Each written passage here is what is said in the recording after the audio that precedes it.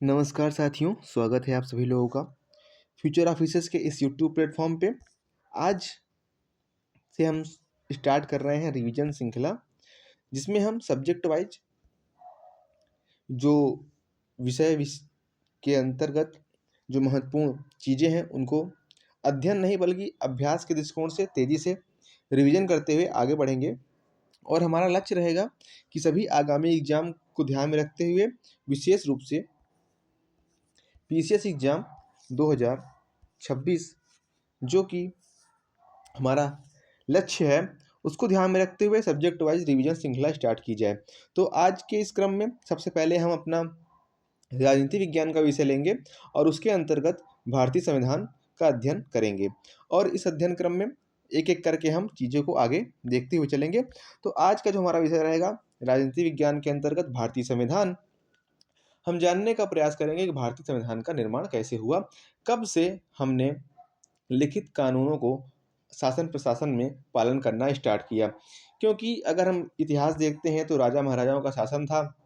बाहुबली ऐसे मूवी देखते हैं तो वहाँ पर पता चलता है कि हमारा वचन ही है शासन, अर्थात राजा के आदेश को ही शासन प्रशासन में वैधानिकता प्राप्त थी और कानून के रूप में उनका पालन किया जाता था। फिर अगर हम अपने भारतीय इतिहास में देखते हैं तो मध्यकाल के बाद आधुनिक काल में यूरोपीय कंपनियां भारत में आती हैं और उसमें से ईस्ट इंडिया कंपनी कुछ इस प्रकार से अपना राजनीतिक प्रभुत्व भारत में स्थापित करती है कि वो अपने मुख्य उद्देश्य व्यापार के अलावा यहाँ पर राजनीतिक सत्ता प्राप्त करने के लिए संघर्ष करती है और अंततः भारत में अपना शासन स्थापित करती है। फिर ब्रिटिश शासन के अंतर्गत भारत 1947 तक रहा, जिसे हम औपनिवेशिक इतिहास के रूप में देखते हैं। और इस दौरान ब्रिटिश संसद द्वारा भारत में शासन प्रशासन को चलाने के लिए कई अधिनियम, कई कानून बनाए गए। तो अंततः आज़ादी के बाद जब संविधान सभा का गठन हुआ तो संविधान सभा ने संविधान के निर्माण के लिए उन्हीं कानूनों को आधार बनाया जिनका अनुभव उन्हें प्राप्त था।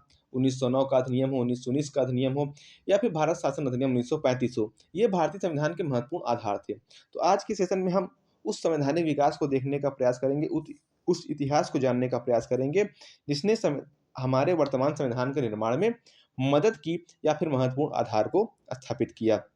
तो आज की क्लास का महत्वपूर्ण विषय यही रहेगा कि हम संविधान निर्माण के इतिहास या उसके विकास क्रम को जानने का प्रयास करेंगे।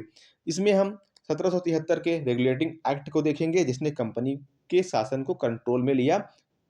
फिर हम 1909, 1919, 1935 सभी अधिनियमों को महत्वपूर्ण प्रावधानों को देखते हुए चलेंगे। साथ ही कैसे इन अधिनियमों के महत्वपूर्ण जो प्रावधान हैं उन्हें ध्यान में रखा जाए, उन्हें याद किया जाए, उसके लिए कुछ आसान ट्रिक्स, सभी के लिए नहीं बल्कि कुछ अधिनियमों के लिए जहाँ से महत्वपूर्ण क्वेश्चन बनते हैं उसकी उस पर बात होगी। और जो ये नोट्स आज की क्लास का पीडीएफ है, ये भी एक नज़र आप अगर इस पर देख लेंगे तो तेज़ी से चीज़ें रिकॉल और रिवीजन आसानी से हो जाएगा। आपने ये सब चीज़ें पढ़ रखा है पहले से, तो ये क्लास का मुख्य उद्देश्य सिर्फ आपका रिवीजन है।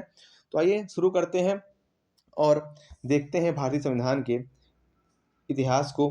भारतीय संविधान का निर्माण जिन आधारों पे हुआ, जिन अधिनियमों के आधार पर हुआ और जब से भारत में लिखित कानूनों पर शासन प्रशासन चलने की परंपरा स्टार्ट हुई, औपनिवेशिक काल के इतिहास को देखने का प्रयास करते हैं। तो सबसे पहले हम जानते हैं कंपनी जो ईस्ट इंडिया कंपनी थी, 1600 में वो भारत आती है। और कंपनी के बारे में अगर बात करें तो इंग्लैंड की महारानी एलिजाबेथ प्रथम का जो चार्टर था, कंपनी का निर्माण का मुख्य आधार था।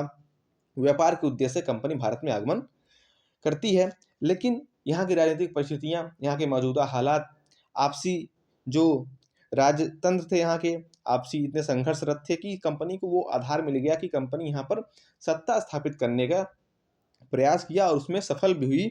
और कंपनी ने 1757 और का प्लासी का युद्ध हो और उसके बाद बक्सर का युद्ध 1764 में ऐसे निर्णायक युद्ध हुए और ऐसा माहौल कंपनी को मिला कि कंपनी ने भारत में शासन स्थापित किया।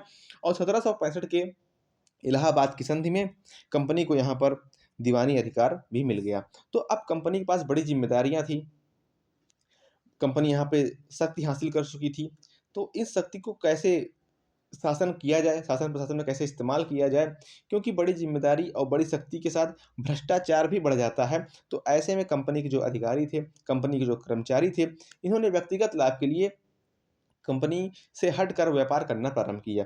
तो ब्रिटिश संसद द्वारा कंपनी को नियंत्रित करने के लिए जो पहला कानून, जो पहला अधिनियम, भारत का पहला संवैधानिक अधिनियम जो भारत में लागू हुआ, वो प्रकाश में आया, जिसका उल्लेखनीय रूप से अगर हम नाम बताएँ, तो साथियों, जो पहला अधिनियम था भारत में, वो आया रेगुलेटिंग एक्ट 1773। अब इसके महत्वपूर्ण प्रावधानों पर हम चर्चा करेंगे।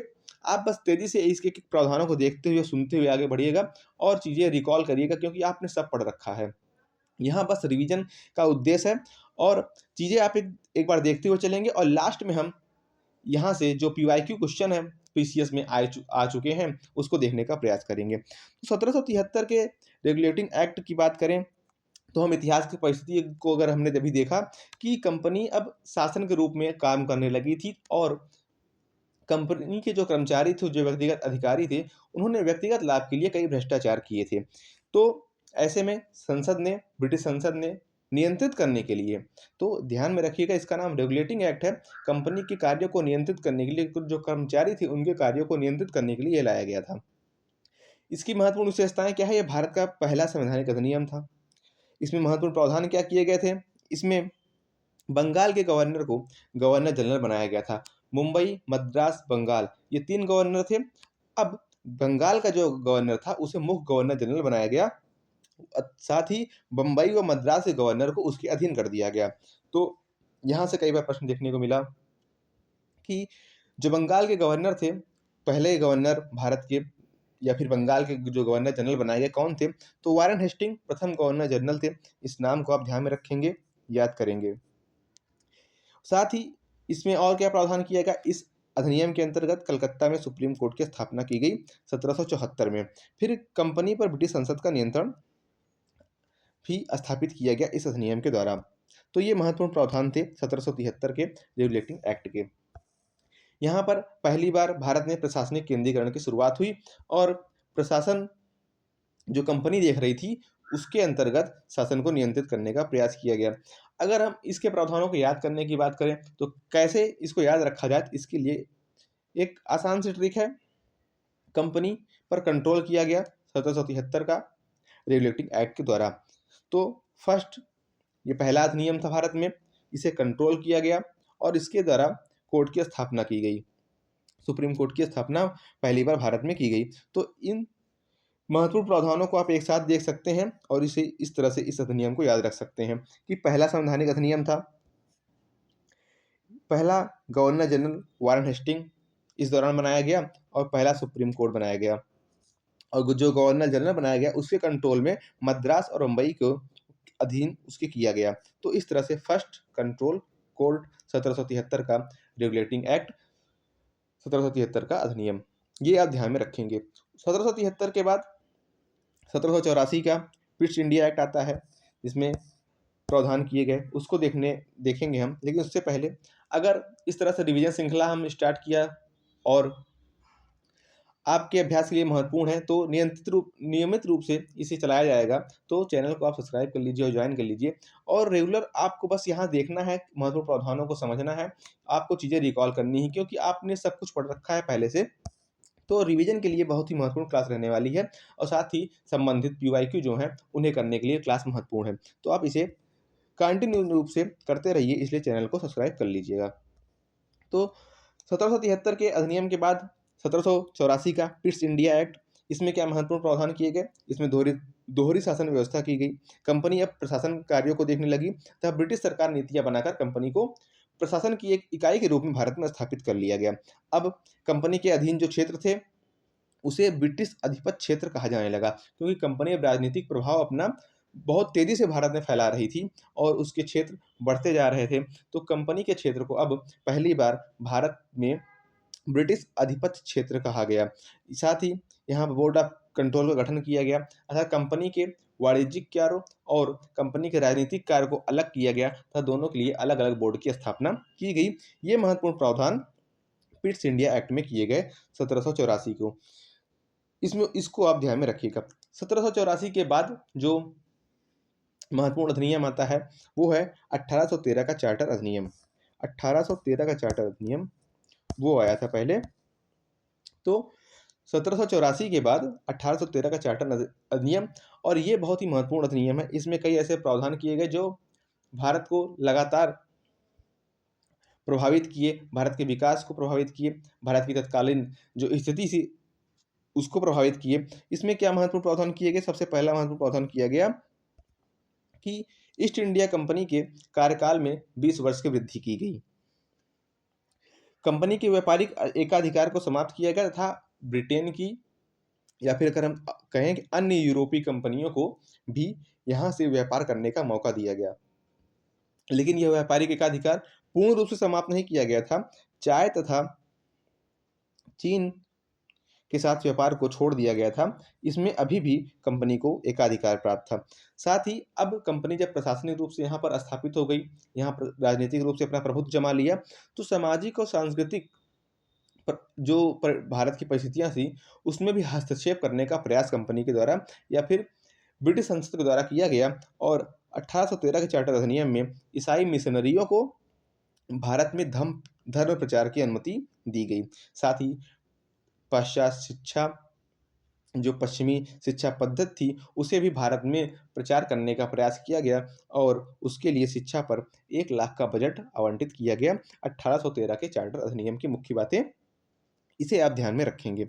1813 के बाद 20 वर्ष के बाद 1833 का चार्टर अधिनियम आता है। और 1833 के चार्टर अधिनियम में क्या महत्वपूर्ण बातें की गई, क्या महत्वपूर्ण प्रावधान किए गए? तो इसमें सबसे महत्वपूर्ण प्रावधान ये किया गया कि 1833 के चार्टर अधिनियम में गवर्नर जनरल ऑफ इंडिया का पद प्रकाश में आया।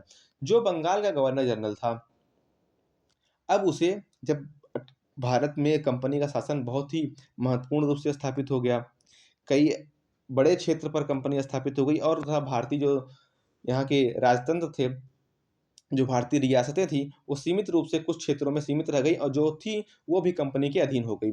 तो अब संपूर्ण भारत, हम कह सकते हैं संपूर्ण भारत क्षेत्र में कंपनी का शासन स्थापित हो गया था। तो अब कंपनी के गवर्नर जनरल को गवर्नर जनरल ऑफ इंडिया कहा जाने लगा। तो सबसे महत्वपूर्ण प्रावधान इसमें यही किया गया कि गवर्नर जनरल ऑफ इंडिया का पद आया और लॉर्ड विलियम बेंटिक भारत के पहले गवर्नर जनरल बने। और इस अधिनियम के तहत अब केंद्रीकृत कानूनों का निर्माण किया जाने लगा। कंपनी के व्यापार एकाधिकार को पूर्ण रूप से समाप्त किया गया और कंपनी अब महत्वपूर्ण रूप से राजनीतिक शक्ति बन गई थी और व्यापार जो है प्राथमिक नहीं रह गया था। मैकाले आयोग का गठन किया गया इस दौरान और साथ ही कंपनी अब प्रशासनिक निकाय के रूप में काम करने लगी। और इसका जो महत्वपूर्ण प्रावधान थे 1833 के चार्टर अधिनियम में, तो गवर्नर जनरल ऑफ इंडिया का पद आप ध्यान में रखेंगे। कंपनी के व्यापारी एकाधिकार को समाप्त किया गया और कंपनी अब प्रशासनिक निकाय बन गई इस अधिनियम के अंतर्गत। 1833 के बाद 1853, 20 वर्ष आप लगातार देख रहे हैं, 20 वर्ष का गैप आ रहा है। 1813 के बाद 20 वर्ष 1833, फिर 1833 के बाद 20 वर्ष बाद 1853 का चार्टर अधिनियम। इसमें क्या प्रावधान किए गए?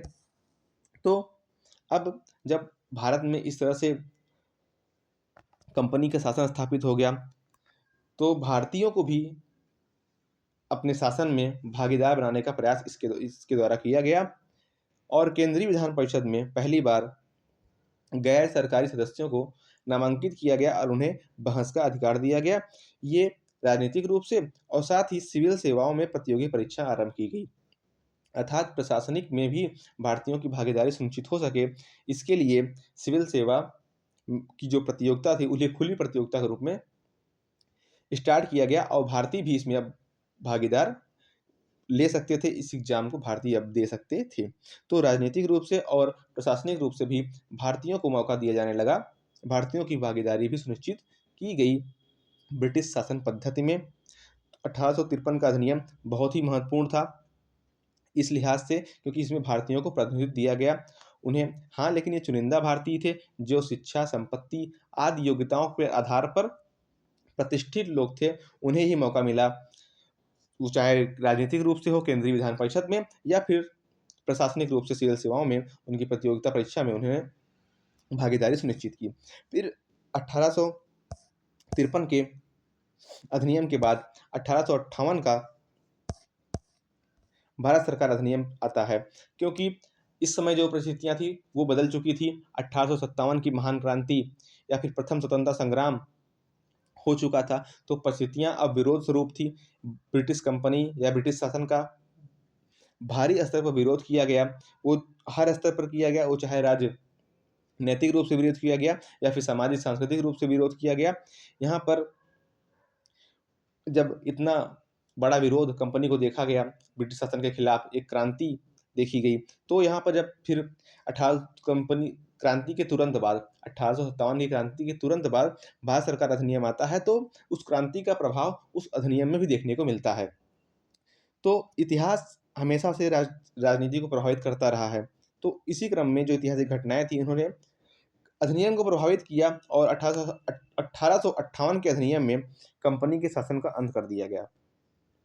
ईस्ट इंडिया कंपनी यहाँ पूर्ण रूप से समाप्त कर दी गई और अब भारत का शासन सीधे ब्रिटिश क्राउन को सौंपा गया, अर्थात अब भारत में ब्रिटिश ताज की सत्ता का स्थापना हो चुका था 1858 की अधिनियम के बाद। और अब गवर्नर जनरल ऑफ इंडिया नहीं बल्कि वाइसराय का पद प्रकाश में आया और अब भारत के गवर्नर जनरल ऑफ इंडिया को वाइसराय कहा जाने लगा। सचिव of state for India, Bharat के लिए एक सचिव पद की स्थापना की गई। जो भारत ब्रिटिश संसद का सदस्य होता था, वो भारत और भारतीय प्रशासन और ब्रिटिश संसद के बीच एक ब्रिज का काम करने लगा तथा उस सचिव की सहायता के लिए 15 सदस्यीय भारत परिषद की स्थापना की गई।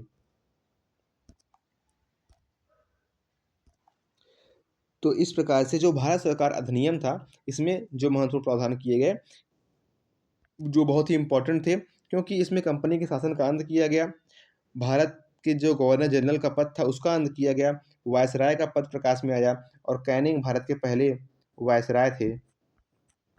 जो कैनिंग भारत के पहले वायसराय के रूप में आए। उसके बाद भारत के लिए एक सचिव पद का गठन किया गया जो ब्रिटिश संसद का सदस्य होता था तथा उसकी सहायता के लिए 15 सदस्यीय भारत परिषद भी बनाई गई। तो ये थे 1858 के महत्वपूर्ण संवैधानिक प्रावधान। 1858 के बाद भारतीय परिषद अधिनियम 1861 प्रकाश में आया और इस अधिनियम के अंतर्गत विधान परिषदों का पुनर्गठन किया गया, अर्थात गैर सरकारी जो सदस्य शामिल किए गए थे 1833 में, उसमें अब वृद्धि की गई और उन्हें विधान परिषदों का पुनर्गठन किया गया था। सदस्य संख्या में वृद्धि की गई, नामित भारतीय सदस्यों को उसमें शामिल किया गया, अर्थात भारतीय सदस्यों का नामांकन किया जाने लगा और इस प्रकार से शासन का विकेंद्रीकरण हुआ। बम्बई व मद्रास प्रांत को विधायी शक्ति दी गई। तो यहाँ पर जो महत्वपूर्ण प्रावधान किए गए वो ये थे। अब भारतीयों की जो संख्या है वो जो कार्यकारी परिषद था उसमें नामित भारतीयों को बुलाया जाने लगा और उसमें जो राजनीतिक या प्रशासनिक काम थे उनकी भागीदारी उसमें सुनिश्चित की गई और इस आधार पर सबसे पहले 3 भारतीयों को शामिल किया गया और वो थे बनारस के राजा, पटियाला के महाराज और सर दिनकर राव।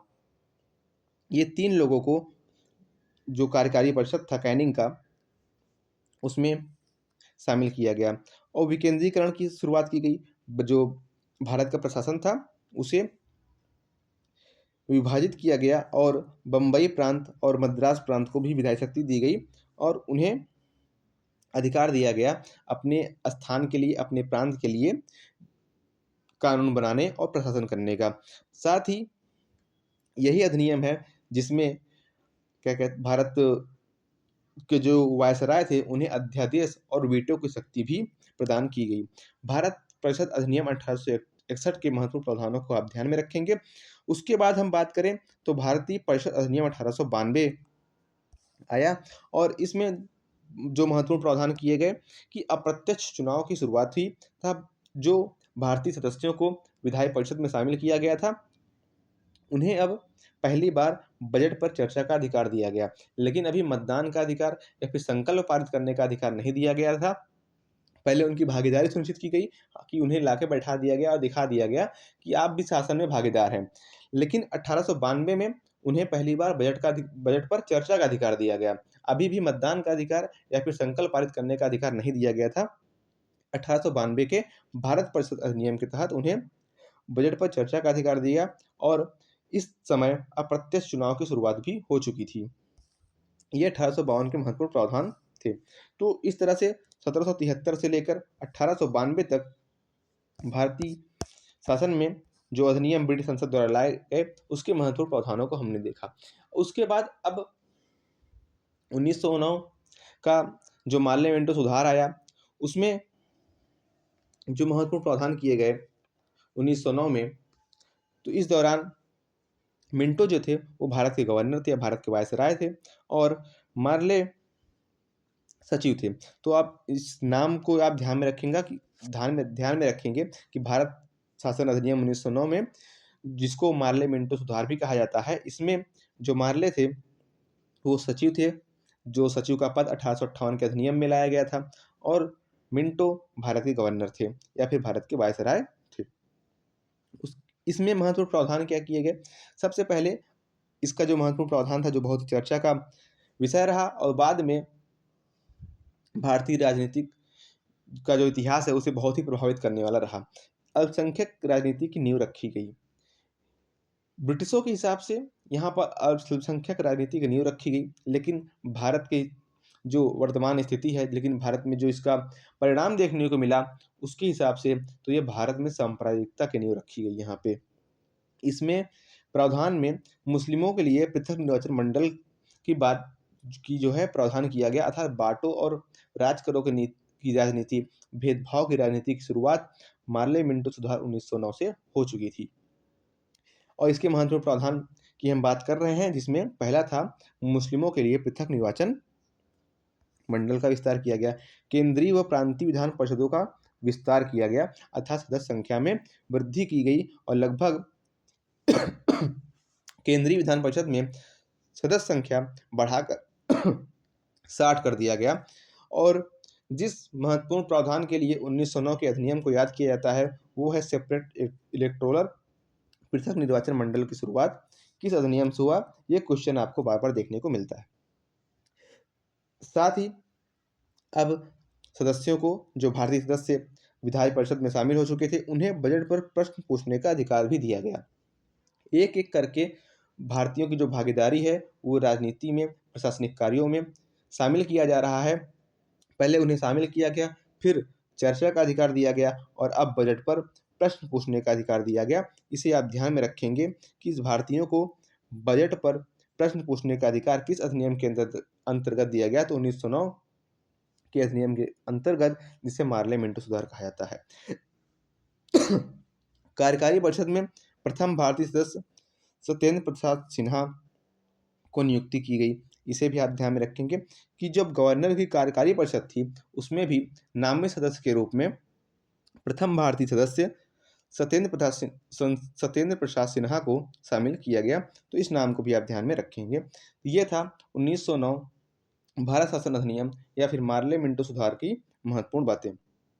1909 के अधिनियम के बाद जो महत्वपूर्ण सरकारी अधिनियम था, जो महत्वपूर्ण ब्रिटिश संसद द्वारा पारित अधिनियम था, वो था भारत सरकार अधिनियम 1919, जिसे हम मांटेग्यू चेम्सफोर्ड सुधार भी कहते हैं।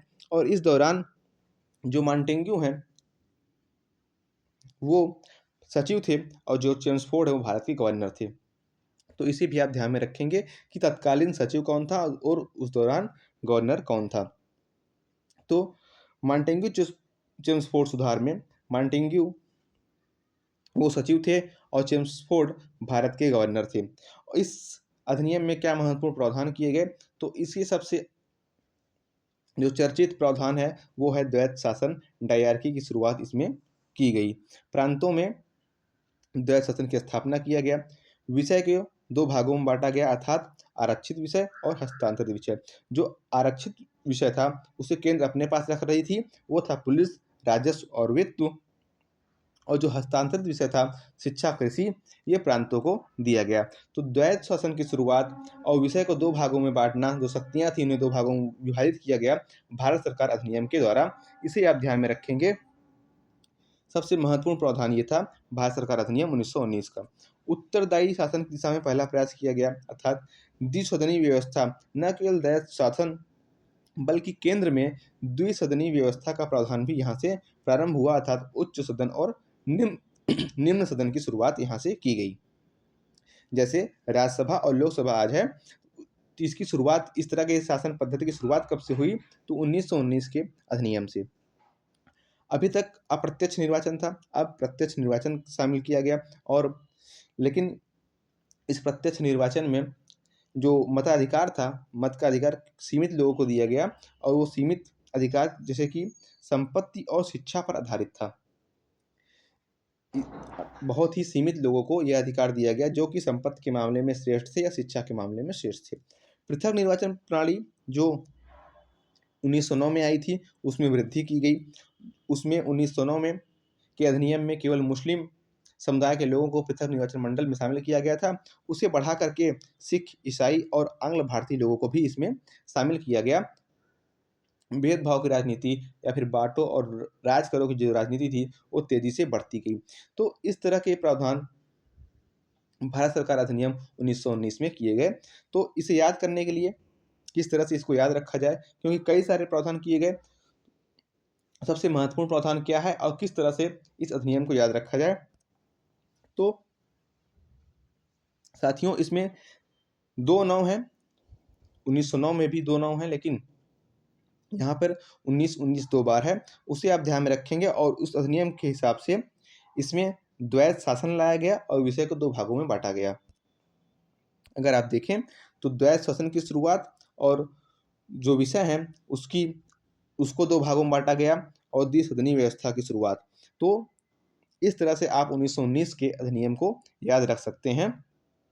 इसमें 2 बार 19 आया है, 2 बार 9 भी आया है, और 2 बार से आप इसको कनेक्ट करके याद कर सकते हैं कि इसमें द्वैध शासन की शुरुआत हुई, द्विसदनीय व्यवस्था की शुरुआत हुई, विषय को 2 भागों में बांटा गया। जब ऐसे कथन या स्टेटमेंट क्वेश्चन में दिखे तो वो भारत सरकार अधिनियम 1919 से संबंधित प्रावधान होंगे। आगे बढ़ते हैं। 1919 के प्रावधान के बाद 1935 का भारत सरकार अधिनियम आता है, जो कि बहुत ही इम्पोर्टेंट है। और तत्कालीन परिस्थितियों में इसमें कई तरह के सुधार किए गए, कई तरह के प्रावधान इसमें किए गए। भारत सरकार अधिनियम को संविधान की रीढ़ कहा जाता है। जो वर्तमान संविधान, आज भारतीय संविधान जो आज हम पालन करते हैं जिसका, उसका आधा से अधिक भाग भारत सरकार अधिनियम 1935 से लिया गया है, इसलिए इसे संविधान की रीढ़ कहा जाता है। इस अधिनियम में और क्या महत्वपूर्ण प्रावधान किए गए, तो इसमें अखिल भारतीय संघ की परिकल्पना की गई, लेकिन देशी रियासतों के विरोध के बाद इसकी जो व्यवहारिक जो प्रावधान, इस प्रावधान को व्यवहारिक रूप में लाना संभव नहीं हो सका, क्योंकि देशी रियासतों ने भारी स्तर पर इसका विरोध किया था। तो लेकिन अगर ये प्रश्न बनता है कि अखिल भारतीय संघ की परिकल्पना किस भारतीय अधिनियम में की गई, किस भारत सरकार अधिनियम में की गई, तो भारत सरकार अधिनियम 1935 में पहली बार अखिल भारतीय संघ की परिकल्पना की गई। प्रांतों को स्वायत्तता दी गई, अर्थात उनकी शक्तियों को स्वयं से कार्य करने के लिए उसको विषय में बांट दिया गया। जो विषय अब हस्तांतरित और आरक्षित थे, उसको अब सूचियों में बांटा गया कि कौन से विषय संघ के होंगे, कौन से राज्य के होंगे या प्रांत के होंगे। तो इसमें संघीय सूची, प्रांतीय सूची और समवर्ती सूची की व्यवस्था की गई।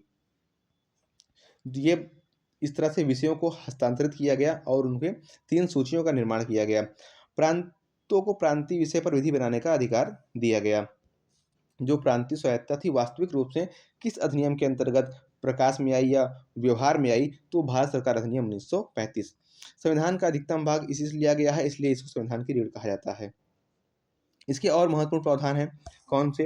अवशिष्ट जो अवशिष्ट शक्तियां थी वो वायसराय के पास थी। शक्तियों को 3 विषयों में बांटा गया, 3 सूचियों में बांटा गया, लेकिन जो ऐसी शक्तियां हैं जिनका निर्धारित इन सूचियों में नहीं किया गया है, वो अवशिष्ट शक्तियां वायसराय के पास सुरक्षित रखी गई और प्रत्यक्ष निर्वाचन का विस्तार किया गया। प्रत्यक्ष निर्वाचन की शुरुआत जो केवल संपत्ति और शिक्षा के आधार पर 1919 के अधिनियम में किया गया था, उसका और विस्तार किया गया, और तत्कालीन भारत की जनसंख्या का सार्वभौमिक मताधिकार अभी भी प्राप्त नहीं हुआ था, बल्कि जो तत्कालीन भारतीय जनसंख्या थी उसका केवल 10% लोग वोट दे सकते थे। हालांकि प्रत्यक्ष निर्वाचन का विस्तार किया गया, लेकिन फिर भी केवल 10% जनसंख्या को ही मताधिकार प्राप्त था। सार्वभौमिक मताधिकार का जो अधिकार जो था वो अभी भी प्रकाश में नहीं आया था। दिल्ली में संघीय न्यायालय की स्थापना की गई। इस अधिनियम के तहत आरबीआई की स्थापना की गई। तब भारत परिषद को समाप्त किया गया। 1858 में जो भारत सचिव का पद था और उसकी सहायता के लिए भारत परिषद का जो पद जो बनाया गया था, उसे अब यहाँ पर समाप्त कर दिया गया था। तो इस अधिनियम के महत्वपूर्ण प्रावधानों को इस प्रकार से आप देख सकते हैं कि अखिल भारतीय संघ की परिकल्पना की गई, लेकिन रियासतों के विरोध के बाद यह प्रकाश में नहीं आया। प्रांतों को स्वायत्तता दी गई। जो विषय जो शक्ति थे उनको विभाजित करते हुए 3 सूचियां बनाई गई और प्रांतों को प्रांतीय विषय पर विधि बनाने का अधिकार दिया गया। अवशिष्ट शक्तियां वायसराय के पास थी। प्रत्यक्ष निर्वाचन का विस्तार किया गया और तत्कालीन भारतीय जनसंख्या के 10% को लगभग मताधिकार दिया गया। दिल्ली में संघीय न्यायालय की स्थापना की गई। आरबीआई की स्थापना की गई। तब भारत परिषद जो बनाया गया था उसे समाप्त कर दिया गया। ये भारत सरकार अधिनियम 1935 के महत्वपूर्ण प्रावधान हैं। अगर इसको याद कर रखना हो तो इसे कैसे याद रखेंगे, तो भारत सरकार अधिनियम 1935 अर्थात 35 में की हम बात कर रहे हैं। तो इस अधिनियम में 3 और 5 जो अंक है इससे आप याद कर सकते हैं। इसमें 3 लिस्ट है, इसे आप देख सकते हैं। संघीय सूची, प्रांतीय सूची और समवर्ती सूची। और 5 से आप याद रख सकते हैं फेडरल सिस्टम, कि पहली बार संघ की अखिल भारतीय संघ की जो परिकल्पना है वो 1935 के अधिनियम में की गई। तो आप जो 35 है, 3 और 5, इस अंक से आप इस अधिनियम के महत्वपूर्ण प्रावधानों को ध्यान में रख सकते हैं। 5 से आप रखेंगे फेडरल सिस्टम अर्थात संघीय ढांचा, और 3 से आप याद रखेंगे कि 3 सूचियां कौन सी, संघीय सूची, प्रांतीय सूची और समवर्ती सूची। तो इस तरह से आप इस अधिनियम के प्रावधानों को याद रख सकते हैं, ध्यान में रखेंगे। भारत सरकार अधिनियम 1935 और 1919 और 1909 ये महत्वपूर्ण प्रावधान हैं। इनके इस अधिनियम के महत्वपूर्ण प्रावधानों को आप अवश्य ध्यान में रखिएगा, क्योंकि यही महत्वपूर्ण अधिनियम थे जिनका आधार भारत संविधान में देखने को मिला और संविधान सभा ने यहाँ से कई ऐसे अधिनियम, कई ऐसे प्रावधान थे जो संविधान में शामिल किया। उसके बाद 1935 के अधिनियम के बाद जो महत्वपूर्ण अधिनियम ब्रिटिश संसद द्वारा लाया गया वो था भारत स्वतंत्रता अधिनियम, कि अंततः इस अधिनियम के बाद भारत को स्वतंत्र घोषित कर दिया गया और भारत को आज़ादी प्राप्त हुई। इस अधिनियम के महत्वपूर्ण प्रावधान क्या किए गए, इसमें भारत और पाकिस्तान का विभाजन किया गया, ब्रिटिश प्रभुत्व को समाप्त किया गया और संविधान सभा को संप्रभुता दी गई। और अब संविधान सभा ने इन अधिनियमों को अध्ययन करते हुए, इनका आधार बनाते हुए संविधान का निर्माण किया। तो इस प्रकार हम कह सकते हैं कि भारतीय संविधान का जो निर्माण है वो अचानक नहीं बल्कि लगातार संवैधानिक प्रयोगों का परिणाम है। 1773 से लेकर 1947 तक के जितने अधिनियम ब्रिटिश संसद द्वारा बनाए गए वो भारतीय परिस्थितियों के अनुसार बनाए गए थे। तो इस प्रकार से उनका अध्ययन करके उसी आधार पर, उसी अनुभवों से सीख लेते हुए संविधान सभा ने भारतीय संविधान का निर्माण किया। तो आज की क्लास में हमने जो संवैधानिक विकास है उसके महत्वपूर्ण जो अधिनियम थे उनके महत्वपूर्ण प्रावधानों को देखा। आगे हम संविधान सभा, प्रस्तावना और संविधान की जो विशेषताएं हैं उसे देखने का प्रयास करेंगे। तो आज के सेशन से इम्पोर्टेंट प्रश्न क्या हो सकते हैं, जो पीवाईक्यू इसके पहले आ चुके हैं प्रश्न यूपीपीसीएस में, उन्हें देखने का अगर प्रयास करें तो जो यूपीपीसीएस 2023 में प्रश्न आया था, भारत में द्वैध शासन की ये व्यवस्था किस अधिनियम के अंतर्गत की गई थी। अभी हमने देखा 1919 2 बार अगर आया, अर्थात द्विसदनीय व्यवस्था, द्वैध शासन व्यवस्था तथा विषयों को 2 भागों में विभाजित करने की जो व्यवस्था थी वो 1919 के अधिनियम में थी। तो इसका सही जवाब क्या होगा, भारत सरकार अधिनियम 1919। द्वैध शासन, द्विसदनीय व्यवस्था और विषयों को 2 भागों में बांटा गया 1919 के अधिनियम में, 2 बार 19 और द्वैध शासन, इसे आप ध्यान में रखेंगे, ऑप्शन बी इसका सही जवाब होगा। उसके बाद यूपीपीसीएस 2022 में भी यहाँ से प्रश्न आया है, अर्थात निरंतर वर्षों में, लगातार वर्षों में इस विषय से प्रश्न देखने को मिले हैं। 22 में भी आया है, 23 में भी आया है, आगे और भी आया है, उसको देखें। तो 22 में क्या प्रश्न आया है, भारतीय संविधान के किस भाग के लिए भारत सरकार अधिनियम 1935 को रीढ़ कहा जाता है, अर्थात कौन सा ऐसा प्रावधान 1935 के अधिनियम में किया गया था जिसके नमक की संविधान सभा ने महत्वपूर्ण रूप से अपनाया बल्कि संविधान में शामिल किया, तो वो प्रावधान है संघीय व्यवस्था का प्रावधान, जिसके लिए 1935 के अधिनियम को भारतीय संविधान का रीढ़ कहा जाता है। इस प्रकार से 2022 में प्रश्न आया हुआ था। आगे हम देखें तो 2019 में भी यहाँ से प्रश्न आया हो, इस विषय से संबंधित प्रश्न देखने को मिला था और इसमें पूछा गया है कि भारत के प्रथम गवर्नर जनरल कौन थे। तो साथियों, जो भारत के प्रथम गवर्नर जनरल थे वो वारेन हेस्टिंग थे। तो ऑप्शन बी इस प्रश्न का सही जवाब होगा। भारत के प्रथम गवर्नर जनरल वारेन हेस्टिंग 1773 के अधिनियम के द्वारा बनाया गया था। उसके बाद हम देखें तो पीसीएस 2017 में प्रश्न आया हुआ है, वो ये है कि कंपनी भारत में संघीय ढांचे की जो परिकल्पना है वो पहली बार किस अधिनियम में की गई। तो साथियों, 1935 के अधिनियम में पहली बार संघीय ढांचे की परिकल्पना की गई, तो ऑप्शन बी आपका सही जवाब होगा। इस तरह से आज का जो सेशन रहा है उसमें भारत के संवैधानिक विकास के अंतर्गत जो इतने भी अधिनियम बने उनके महत्वपूर्ण प्रावधानों को हमने देखा और साथ ही उन पर आधारित जो प्रश्न थे उनको भी हमने देखने का प्रयास किया। तो इसलिए यह सेशन बहुत ही इंपॉर्टेंट हो जाता है हमारे एग्जाम के दृष्टिकोण से, और अभी जितने भी आगामी एग्जाम हैं उनके लिए क्लास बहुत ही इंपॉर्टेंट है। और इस तरह से रिवीजन श्रृंखला हम आगे भी जारी रखेंगे और आगे क्लास में हम भारतीय संविधान के अन्य विषय जैसे प्रस्तावना हो गया, मूल अधिकार हो गया, डीपीएसपी हो गया, इन सब पर बात करेंगे। न केवल महत्वपूर्ण प्रावधानों को देखेंगे बल्कि उन पर आधारित प्रश्नों को भी करने का प्रयास करेंगे। तो आप इस सेशन को लाइक कीजिएगा, सब्सक्राइब कर लीजिए, क्योंकि कंटिन्यू रूप से इस श्रृंखला को हम चलाने वाले हैं। बहुत बहुत धन्यवाद साथियों। जय हिंद।